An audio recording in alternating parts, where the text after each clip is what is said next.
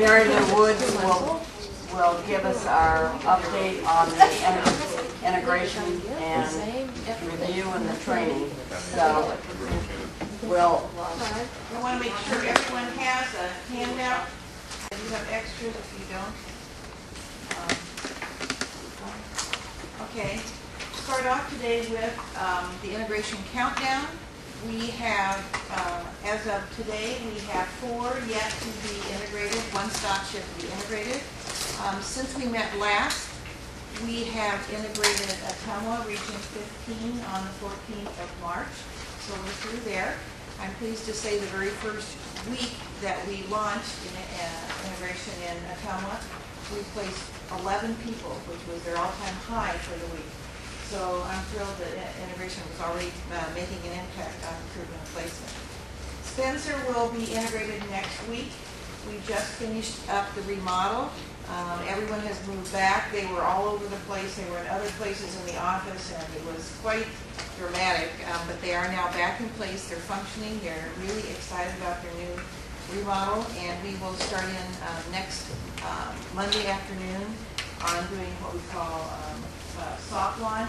We'll start enrolling membership people into the membership, and then on Wednesday we will go live with the actual launch itself. Davenport, our goal was October, November. We were put on hold until just recently. We are now going back and looking at that floor plan with the challenge that we are trying. We did have some demolition on there. We're going to go back and see if we can do it without demolition or very minimal demolition. We will then go through, and if that's approved, we will then go through and get estimates from the landlord. And we can still make our goal of October, November, but we need to have that approval within like the next 3 weeks. We did have a conference call yesterday. We are doing a head count and making sure that we match for the cubicles, and then we will go back and have another meeting next week and hopefully come up with a game plan. So we are ready to start training just as soon as we get the estimate back from the landlord. Carroll remains on hold due to staffing issues. We do not have enough people to really cover the floor in Carroll to do integration properly. So right now that one is on hold. Marshalltown, we put the project on hold on the 24th of February. We are again looking at that floor plan to see if we can possibly do integration without any major demolition. The problem with that particular office is it's really chopped up in small areas. In an integration, you need wide space, and you need to be able to see across so that you can staff appropriately, and that is a challenge in that location. So right now we are on hold. It will not happen in August as we had planned, and so once we get Davenport going, we will then go back and look at Marshalltown. And Iowa City is not scheduled to be integrated, but we are looking at the RFP in that area. I have attached in the handout the April integration and digital literacy reports for you. I'm pleased to say that we broke the 100,000 membership enrollment mark in April. So we now are at 535 people that have been gone through the integration process and the membership process. On your handout, I have a list of what remains to be completed next week for Spencer. And by the end of next week, they will be fully integrated, and we will start to see their numbers on month-end reports. Integration 2.0 is really the next phase of integration. As we rolled out, because we started in July of 2009, I'm pleased to say we got a little smarter as we started rolling through, and we made some changes. This is a list of some of the ones that we're implementing. We're still in the process of looking at some other things. We have combined all the workshops into a standard format, and I mentioned last meeting that the name of that project, or the name of that curriculum, is 6 Steps to a Successful Career Transition. We purchased this from an outside source, and we are implementing it in all integrated offices, so that means that everyone other than Spencer, Davenport, Carroll, and Marshalltown have it at this point. Spencer will have it as of next week. And I gave you a summary, and it looks like this on within the handout. It's a one-pager. And I kind of like to walk you through this particular curriculum and why, and I think you'll see why we chose it. It's actually 7 steps, not 6 steps, because the first step is an overview. And each one of these classes run between 2 and 2.5 hours. They will, the first overview also qualifies for the orientation not only in PJ but in RES. So in looking at all of our different programs, we wanted to make sure that we covered all the regs that we had for all the different programs. So we took the curriculum and tweaked it a little bit, and we lengthened it so that it met the qualifications and covered the appropriate topics. So the How to Get a Job in the Tough Economy overview gives the participant just an idea of all the different steps that are available. Now, originally, the creator wanted us to go through all the steps. However, we decided we would make some of the steps optional for the participants unless they're a promised job participant. But we are recommending that they go through all the 6 steps. Step 1 is maintaining a positive attitude during a job change or career transition. It really covers how to achieve a positive perspective through the whole job search process, which I can speak from experience is a challenge. It also talks about externally imposed versus self-directed change and managing your reactions to job loss, job change, or career transition, such as just your personal and professional identity, how it impacts that, stress at home, financial stresses, and so forth. So it goes through all these different processes. In each one of these steps, we also have activities, because we want to make sure that the participant understands the process and really goes to completing that particular step. So each one of them have work tasks or activities within each one of the modules. Step 2 is designing your future, and that we deal with assessments, we deal with cultivating your uniqueness, strengths, interests, and values. And that again is a 2-hour session. Step 3 is what's hot. The latest research. This is where we introduce them to LMI. We talk about your career plan, researching and identifying jobs and careers that interest you, so that they begin to focus on where they're going to be successful in their job search. Step 4 is creating a great resume to get the job you want. We focus on their strengths and accomplishments and how to get the resume noticed by the employer. Choosing and creating a chronological or a functional resume, and also cover letters. And again, cover letters depend on the employer, because some employers right now no longer really look at cover letters at all. Step 5, the top most efficient job search strategies. Using the strategies to be most effective in your job search, and using the internet, networking to research and target companies, again, using the information that you pulled out from LMI and also from your assessments. Creating networking script, and I would call this the elevator speech, how to sell yourself in 3 sentences to an employer. And then job search tracking forms, so that you can, if you're challenged by either workforce development, or I found in my case that if someone called you 2 or 3 months later, because in some cases there was that much delay between when you applied and when you started with interviews, and that way you could just pull it up, you had all your research right there, and it was very efficient, and you were able to talk to the caller or the employer. Step 6 is interviewing and negotiating tips to land the job, preparing for the interview, not only practice questions, but also what are you going to ask? Because I think a lot of people miss that piece. They're so prepared on how to answer, but they don't have any questions at the end of the interview, and they lose the interview because of that. We also talk about the handshake and authentic to work behavior, which is what integration is all about. And closing the deal, in other words, negotiating and clarifying the job expectations, ensuring the job is a good fit, and knowing the salary and your benefit requirements. In addition to this, which I think a lot of you would be interested in, we also talk about other career options.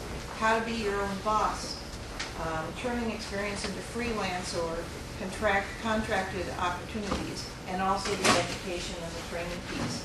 We cover Career One Stop, FSA, grants, Iowa College Student Aid Commission.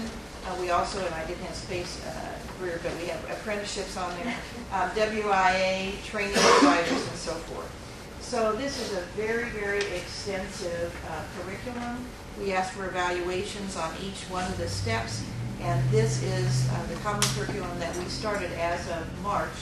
So everyone in the One Stops are getting this. It was my concern as we rolled out the first phase of integration that we were really relying on the centers to come up with a resume class or to come up with financial advice. And I had nightmares, in all honesty, of what kind of quality I was getting across the state. And I wanted to make sure that we were giving equal training to anybody that walked through the door. So this has been the answer, and it's been very good. We've gotten really outstanding responses back.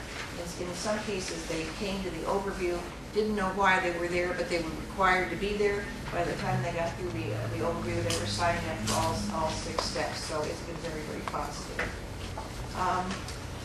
Going back to the Integration 2.0, we have we're now in the process of incorporating promised jobs into integration, which we didn't initially have that program. And that started, we have everybody in basically right now. We're just working on the kinks right now. We also standardized the workforce center offices. We are now doing instant messaging and responding to people who want to make sure that we kept all the hours straight, and the answer was let's get them standard. So as of the 2nd of April, the hours that I've listed there are our workforce center hours. That also allowed us, which I think Greg actually asked about this, we know that our staff needs training, and we know that they need to have some communication within themselves. This allows them every single day to have a half hour at least training or communication within themselves, where they can talk about hot jobs, they can talk about how they need to stack for the day if it's a Monday, and how important it is because we get a lot of volume for UI and so forth. So this has been a really good thing for the offices because they now have appointed times for training. And it also helps us if someone calls in on or writes in on instant messaging that we know the hours because they're all the same.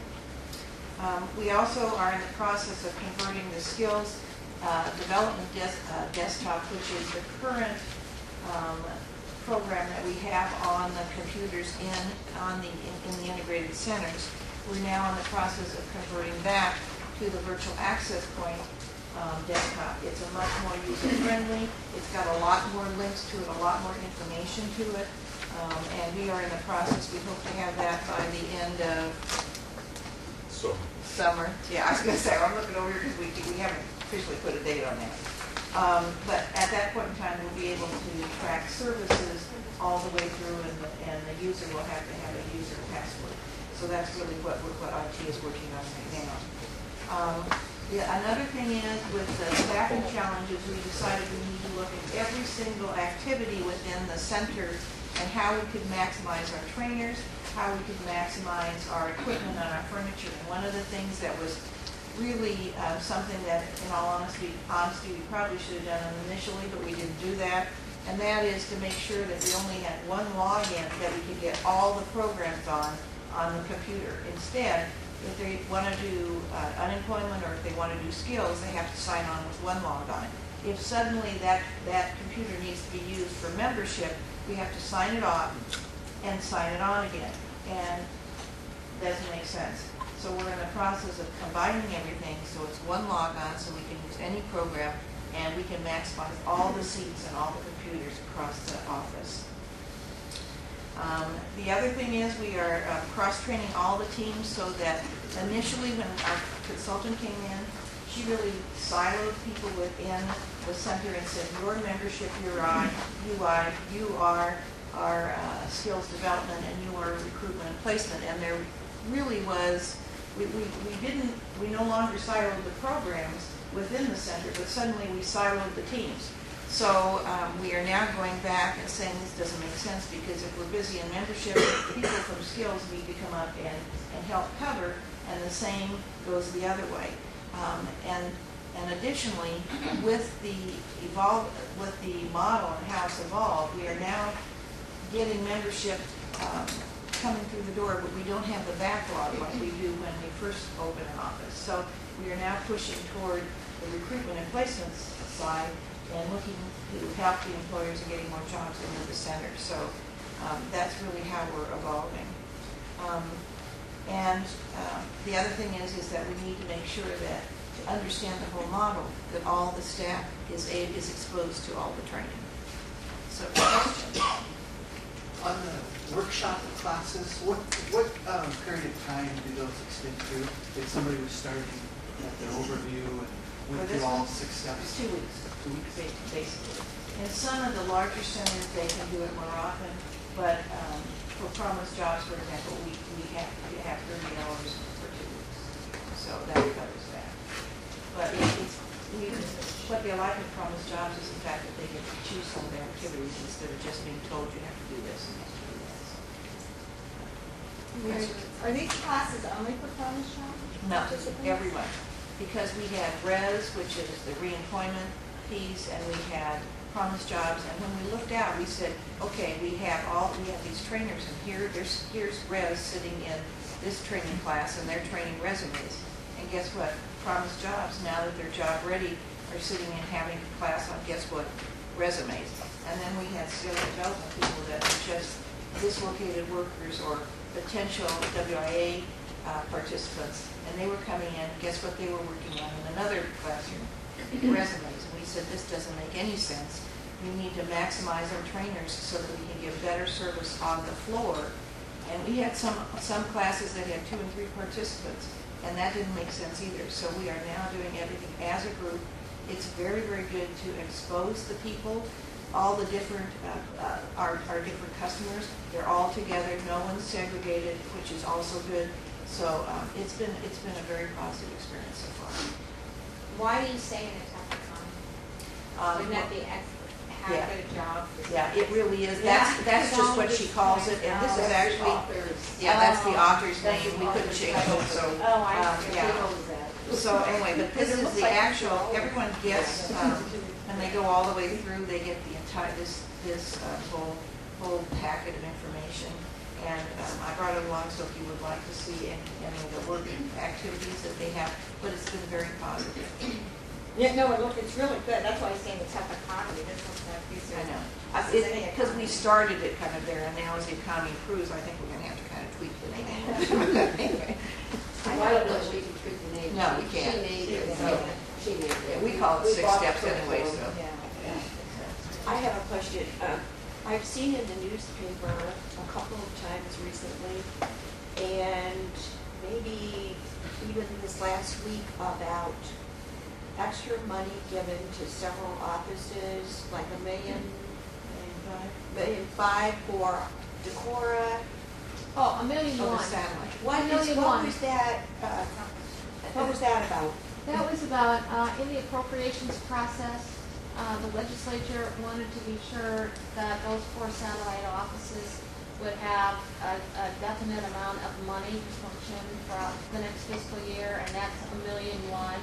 Actually, that's not enough money for just those 4 offices, but at a minimum, they wanted to set a floor and say that you must spend at least this amount in these 4 offices, so you keep open the 4 satellite offices besides the 15 regional offices that we have. There was $1.1 million.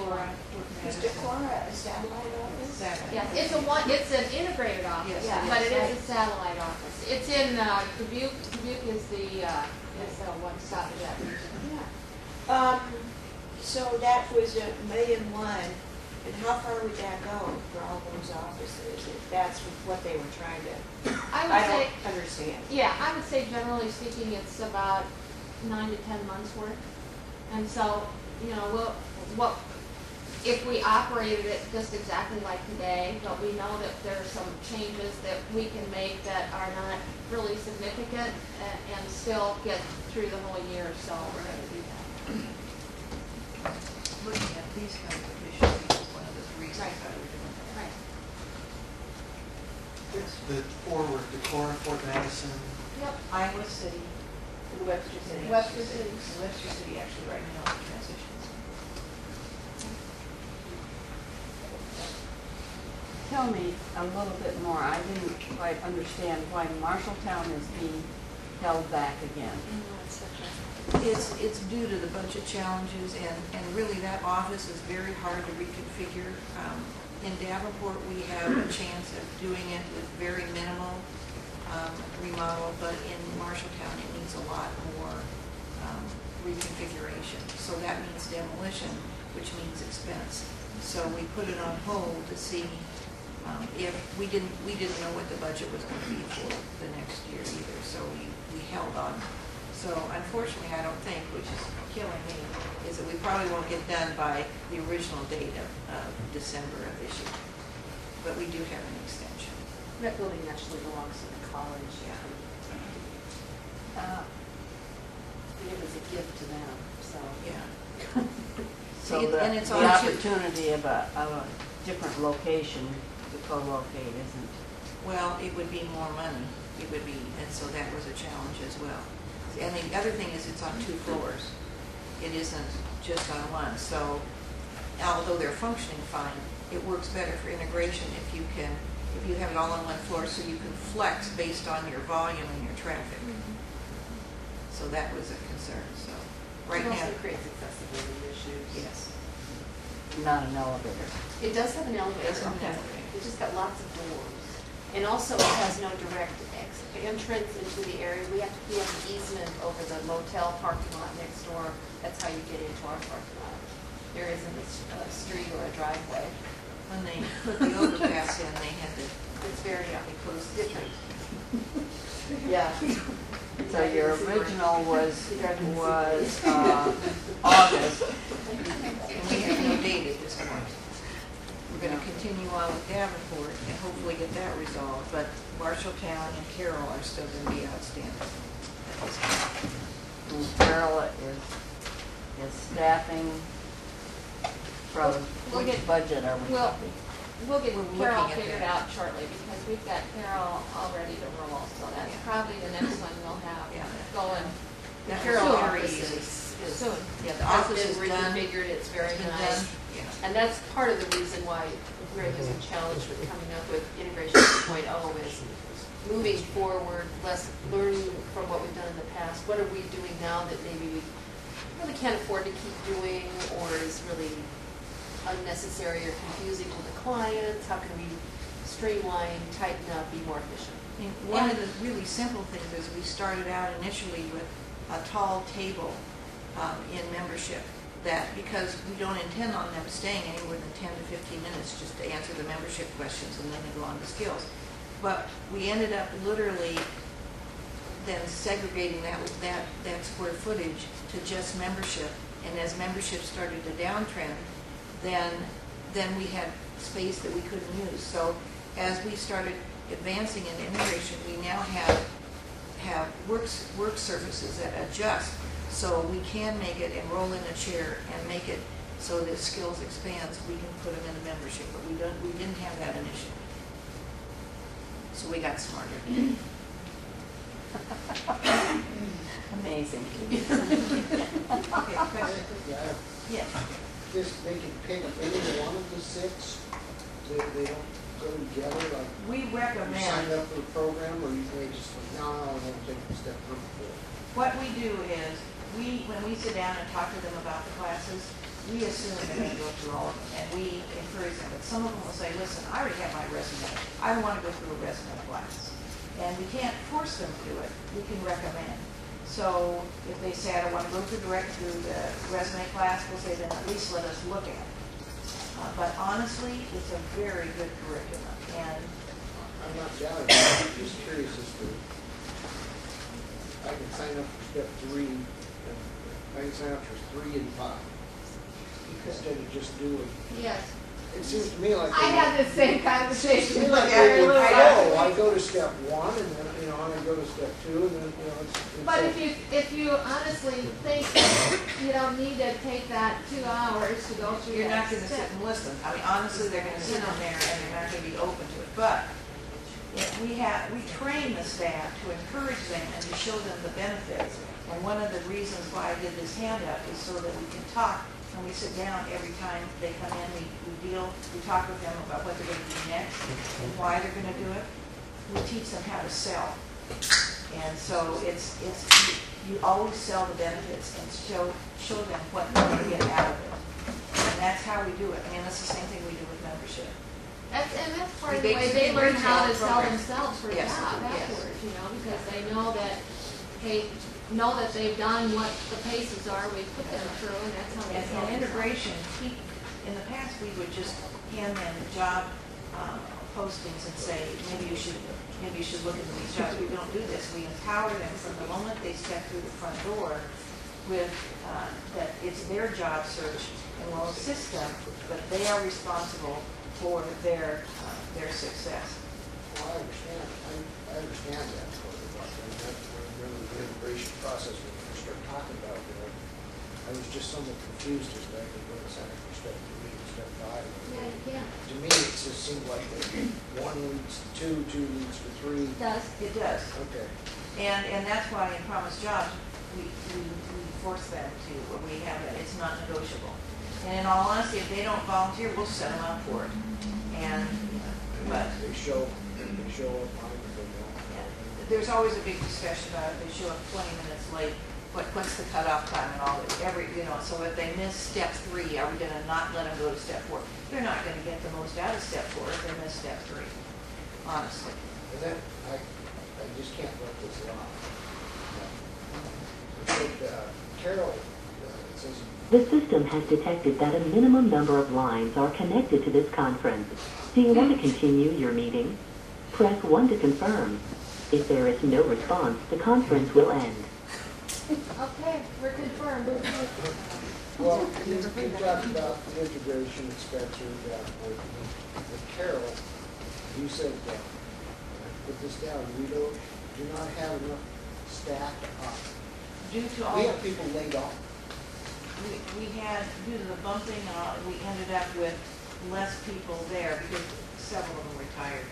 So now we're in the process, and like Teresa said, we're in the process of figuring out how to fill those vacancies. Yeah, we just hired a business analyst Yeah. like 2 weeks ago. I was just down to Carol, and so we're just now replacing where we need to replace to be functional for integration. I mean, you knew I was. I know. I mean, that's there. We have people laid off out of IWD. This is it. We have people on, for those of you who don't know, we have pick 15, call back, we have pick 1,500 jobs that you can maybe qualify for. I guess I'm wondering, how come I've got members laid off and we don't have staff to operate? That just doesn't hit. I mean, that just seems like too simple a question. Actually, in some cases, we have as much staff in Carroll right now as what we had in some of the smaller offices that we closed. So we still have to maintain service, it's just we can't do integration, which is the additional workshops. Okay, well, we're not going to talk about those before, that's going to I think everybody in this room knows my stance on that. I'm just, when that was said, I mean, I've got people laid off, and now I'm told that we don't have, whether it's enough to get to do an integration or not. And I also heard earlier today that all the collective bargaining Right. problems are going to be solved within a month. I'm really curious. No, what I said there, Greg, was we're going to make sure we deal with all the collective bargaining issues with PJ. Okay, so we have commitments on the collective bargaining contract that have to be part of this efficiency study that we're going to honor and we're going to figure that out. But I think what I'm just curious, are we calling people back for these positions? Mike, I mean, we gotta put our plan together and get everybody signed off on it. I mean, I haven't taken a plan yet formalized to ask me, but I intend to do that with this PJ process, absolutely.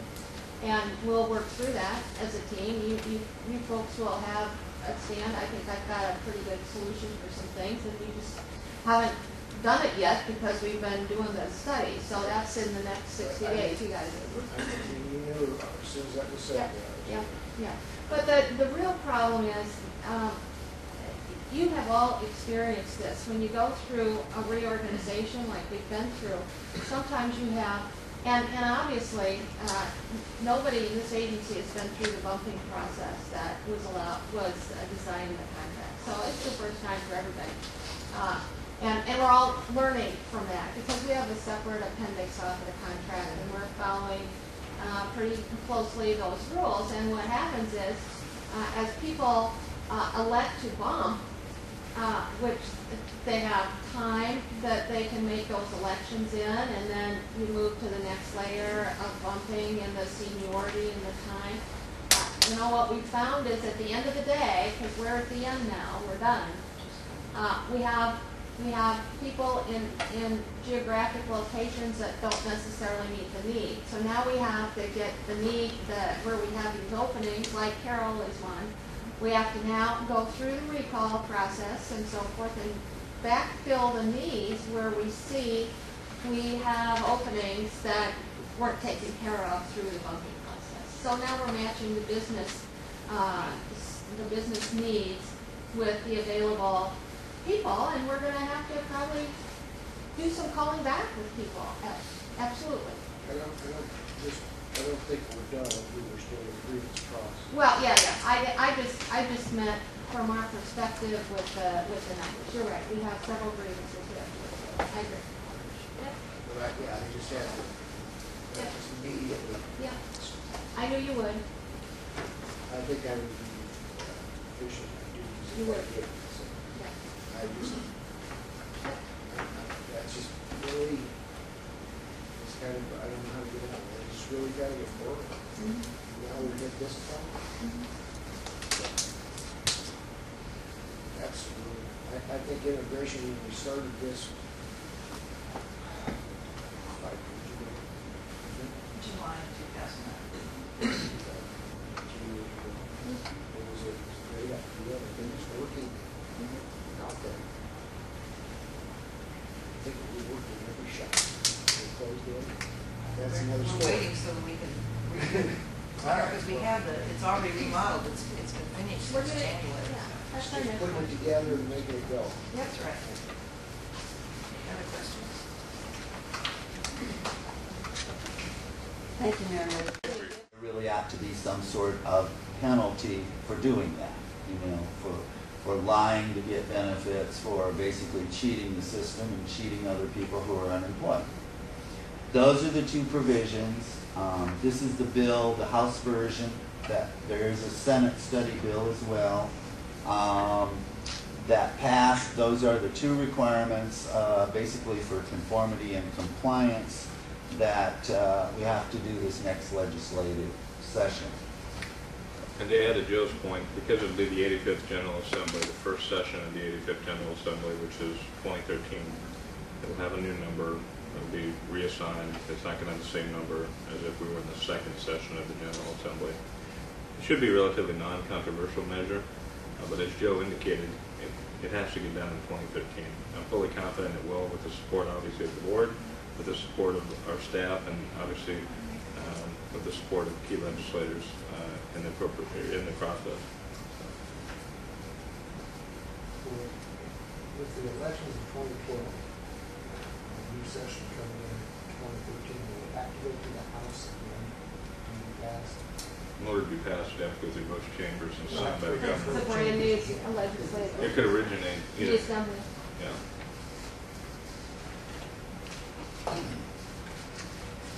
I don't know if we can be kept up to date on some of these laws that are coming through also. I don't know if we can send an email out, giving a legislative update.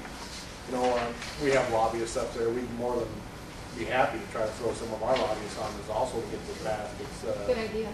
working in a group together to try to get some of this taken care of. We had some conversations a little bit over the course of this past year, and they were very productive. So I appreciate you running that, because I know we can have those conversations next year as well. That'd be good.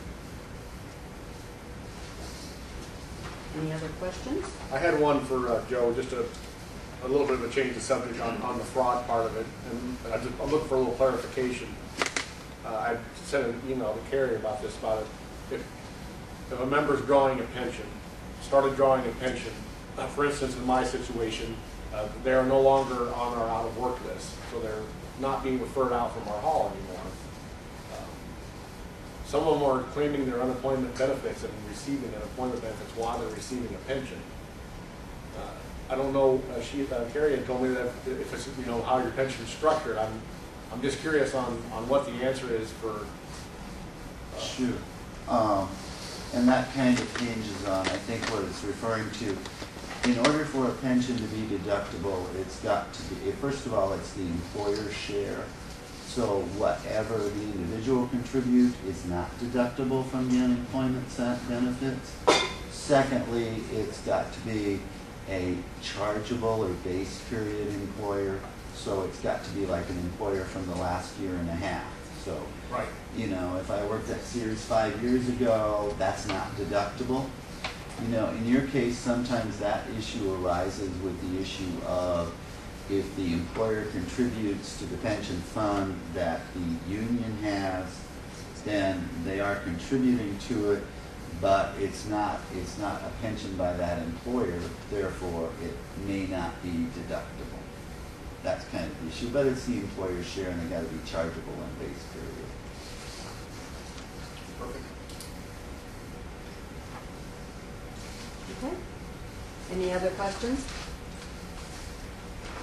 All right, we'll move along to the IWD survey results. Kerry, there you are, hiding behind me.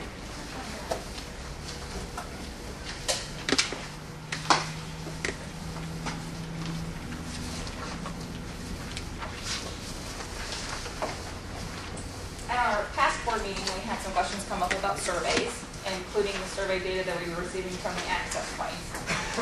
So what you're receiving here, I've got two sets of information on it. One is from the pop-up survey that's now active on the access point system. And the questions that are asked, the majority of them are yes/no questions, so you will see that. Did you find the access point service easy to use? Yes or no? Were you able to access all the information you were seeking? Yes, no. Would you use an access point again for workforce services? Yes, no. And then an overall experience ranging across unacceptable to very good.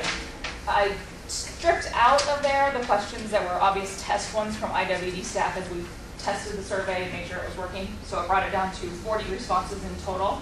So you can see that this is as of yesterday's data. I had a report sent to me yesterday so that we could get it this most up to date as humanly possible for you guys. Overall, the surveys are coming back positive. We are trying to work at and look at where it says the overall experience. Just under 0.25% does have some issues with it, so we want to keep continuing to improve that system overall. But I was very glad to see that overwhelming majorities find it easy to use and that they found all of the information that they were looking for. And again, over 3/4 would be willing to use it again. So that's very positive for us in that sense.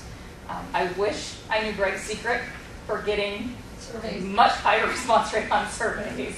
But general marketing principles say about 5%.